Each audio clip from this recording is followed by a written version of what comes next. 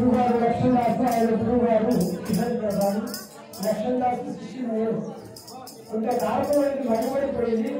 ఆ బాధ నాకు పట్టలేక నా శిష్యురాలు అనుసూచమ్మ గారిని మరి మా కార్యక్రమ గ్రామస్తులు జరుపుకొని ఈ గ్రామంలో ప్రతి నెలలో కార్యక్రమం చేసుకుంటూ కావాలని ఎంతో వైభవంగా జరగాలని నా కోరిక. అదేవిధంగా ఈ రోజు ఎంతో మహావైభవంగా జరిగింది. నాకు సంతోషము. కాకపోతే హిమాలయులు మహాబలాలు వానర సైన్యం సముద్రం కట్టేటప్పుడు గుళ్ళు చేసుకొచ్చి ఆ సముద్రంలో వేస్తున్నారు.